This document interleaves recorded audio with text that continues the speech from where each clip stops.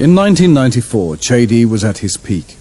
His drug empire was continuing to expand, and his henchmen had eliminated virtually all rivals, making murder commonplace on the streets of Trinidad. But then he ordered the massacre that would eventually lead him to the gallows. It began when a petty criminal known as Mice was overheard outlining a plan to extort money from Chedi by kidnapping 2 of his teenage children. Though Chedi then ordered that Mice be murdered, he took the threat seriously. On the night that the murders took place, they met at Dole's farm where they planned how they were going to execute the murder.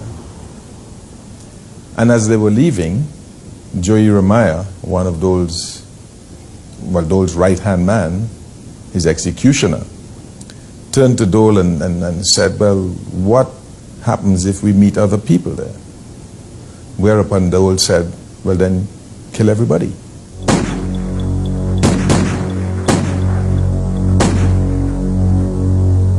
Silence hung over Puran Street in Williamsville this morning. They were made to lie on the 4 floor. masked men His sister claiming Monica to be police was also officers. put next to them by the gunmen, who then shot all 3 through the head. My son, my grandson, my granddaughter, and my daughter-in-law was died. And I am hurt. I cannot say how much I hurt. I real hurt. And nobody could compensate me for that, but God. The only survivors of the massacre were Mice's brother Osmond, 13, and sister Nemeti, 6, who had hidden in the next room. Who do you think was responsible? Dole Chedi. Dole Chedi was responsible for the whole show.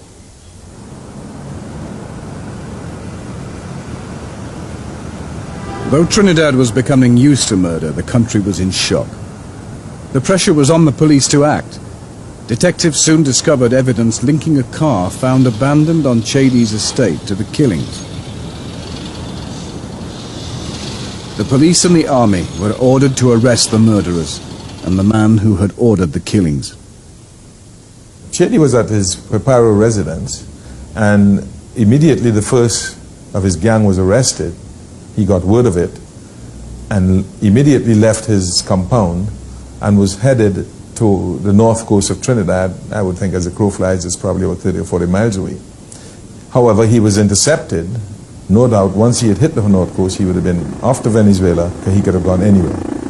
With Chedi behind bars, the police and army searched the land surrounding his ranch. Over 20 kilos of cocaine was found buried in a barrel and covered with earth and straw. Near where the heliport area is, another 40 yards away, several firearms were found wrapped in plastic and cellophane bags with ammunition. And in another area, approximately 20 yards away from where we are now, a barrel was found beneath the earth, was approximately $1.3 million.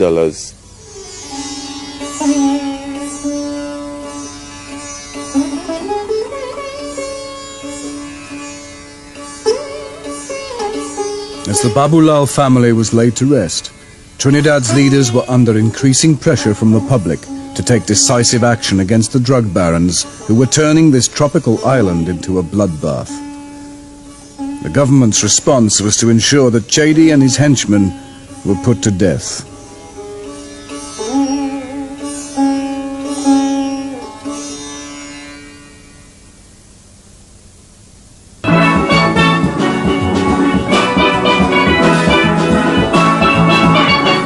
With Chedi facing trial for murder, Trinidad's new government began its fight back.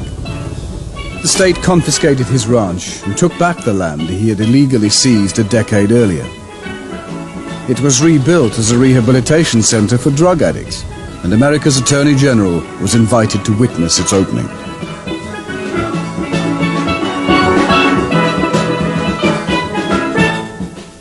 This ground on which we stand at one point was occupied by a notorious drug lord. You can look around and see the orchard, the buildings, and the helipad he built with blood money he acquired by feeding poison to our people and to your people.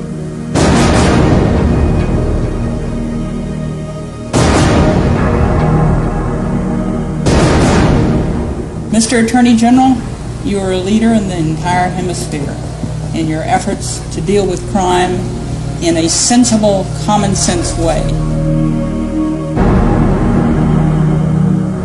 If the world dreamed as you did, we would all be better off. But seizing Chady's ranch was only the beginning. The government's next step would arouse worldwide controversy. If the courts did convict him of ordering the murders of the Babulal family, the government would revive the death penalty. The police persuaded Clint Huggins, a member of the gang which carried out the murders, to testify against the man he called the boss. Chady was about to be betrayed by a supergrass in his own ranks. We knew that Dole Chady would leave no stone unturned to ensure his demise. As a result, we had to make sure that we had extra security in place to take care of any such eventuality. Huggins was given round-the-clock protection in an army safe house. Here he gave details to the police and to Major General Brown about the Babulal murders. They were asking the young fella in the house, where's Mice? He said, well, Mice used to live there, but he doesn't live there anymore. Anyway, the description we got, ski match description. So, guys went and asked her what's the place. So, well, he both said to kill everybody. Cook, went back, and shot each of them in the head. He gave graphic details of the murders, previous murders that took place. He gave details of corruption involving policemen. He gave details of corruption involving 2 or 3 magistrates. Within 2 months, the army discovered that Chady had offered a soldier $1 million bribe to kill Huggins. The plot was that they would poison the water system to the safe house. We decided that we would go along with that plot, and we arranged to fake his death. To make it look realistic, Huggins was given medicine to make him sick and muscle relaxant to make him lifeless. Then his body was removed by soldiers dressed as undertakers. The press was alerted that Clint Huggins was dead, and his father supposedly identified the body. He was a very good actor, by the way. He was crying, he was interviewed by the press, and it was at that stage that the entire country became aware that Clint Huggins was dead.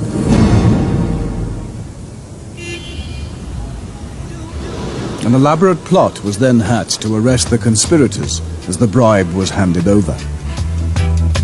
We arranged that soldiers would play the part of vagrants in Port of Spain, and at the precise moment when the monies were being transferred from Dole Chady's henchmen to the soldiers who were dressed as vagrants, effected the arrest, and he was handed over to the police. While the plotters were jailed for 15 years, Huggins was returned to his army safe house. Fatally, he became bored, and in early 1996, he decided to celebrate Trinidad's carnival. He gave his guards the slip and went to join the party. He was a guy that loved his freedom. He felt he was invincible. And well, he didn't last 24 hours. He was murdered and his body was found in a burnt car on one of the highways in East Trinidad. But the government had another weapon. A second member of the gang, Levi Morris, agreed to give evidence against Chady. In return, his life would be spared. The trial was the longest in Trinidad's history, keeping the public gripped for 56 days. Chady employed 12 lawyers, including Queen's Counsel from England. But with Morris's evidence crucial, all 9 were found guilty of the murders of the Babulal family. They were sentenced to death. A government that had come to power promising to hang convicted killers now had to live up to its promises. Ironically, the man with the power of life and death in his hands, the Attorney General, had long been an opponent of the death penalty. When he was an ordinary politician, it made sense for him to campaign on human rights, on a human rights platform. Once he became Attorney General, and given the background against which the party came to power, the crime rate and so on, then it was the politic thing to do to promote capital punishment. When I became the Attorney General, I took an oath to uphold the Constitution and the laws of Trinidad and Tobago. And I felt it was my duty, I felt compelled that I had to move every obstacle in order to ensure that the public interest of Trinidad and Tobago was protected. If the Attorney General was to succeed, he needed to overturn 20 years of his island's legal history. Though the death penalty had remained on the statute book, only 1 murderer had been executed in 2 decades. Lawyers kept people from the gallows by exploiting delays in a complex appeals system. The final court of appeal was the Privy Council in London. The law said that no one who had been on death row for more than 5 years could be executed. Because appeals took so long, the death penalty was usually commuted to life imprisonment. The jury convicted him and the judicial process said that he was guilty. And we felt that unless the court said that he should not be executed, the executive arm of the state should do all in its power to ensure that the mandate of the people was carried out. It became a cat-and-mouse game. The defense began a battery of appeals accusing the government of political motives, of breaching human rights. They said JD and his gang had not been given a fair trial. Each time the government answered back. Everything had been done according to the law, and they wanted all murderers to face the ultimate penalty.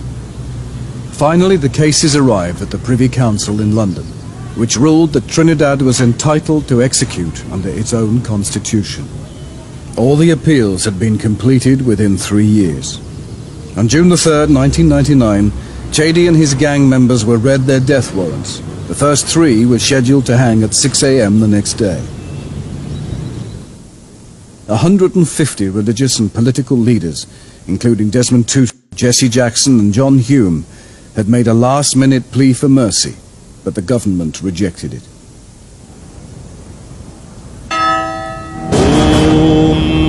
Triyambakam yajamahe sugandhim pushtivardhanam urvarukamyam bandhanan mrityodum ukshe mamamritta. The day that many people gathered here this morning thought would never come has. Dole Chedi, Joey Ramaya and Ram Kelawan Singh were all hanged this morning. Cipriani Batiste, prison's commissioner, says none of the men had any last words or tears. The orders of the court have been carried out. He walked calmly to the gallows. He have made peace with his God. The media celebrated, in a sense, the death by following the dead people, not only from the gallows, but right to the grave. You had this spectacle of pine boxes dripping with blood being put in unmarked graves. So blood and death for 3 days in Trinidad became a celebration, and it was quite appalling. Quite appalling. The hangings provoked an international outcry, with the British government making a formal protest. But the people of Trinidad supported the executions. Polls suggested up to 90% backed the death penalty. I think it's real good news. They should use Dole Chedi and these men as an example. I think justice must serve there. It's good to know, well then, justice can be done, because people are going in and doing things like that and getting off, scotch free and things like that. I am happy about the decision, because it's time this country, somebody do something about cleaning up this country. Despite the controversy, Trinidad's leaders insisted that the executions were the only way to protect the country from the drug barons. The government did not have an option of just locking him up. Dole Chedi had the ability to run his criminal rings even from the prison. And one could have just imagined that having killed, that he would have been in prison running a drug trade in which he would have been able to continue shipping cocaine, which would not only go to America, but would go to England and to go to Europe, and which would be used to poison the children of England.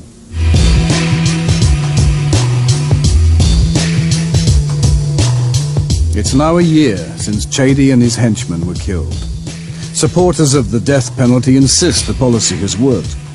The murder rate, once a national disgrace, has been cut by 30% from its peak. Some crimes like burglary, assault and firearms offences have also been reduced, while robberies have fallen by a quarter. I think the signal which the government sent in the actions it took meant that drug barons knew. They knew that we had the political commitment that we were not going to be terrorized and we were not going to be afraid of them. They knew that we were prepared to prosecute them, and if convicted, we were even prepared to execute them.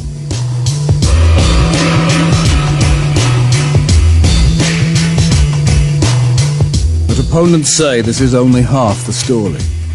Crime overall has hardly dropped, and although 63 people are on death row, only a handful of them are drug dealers.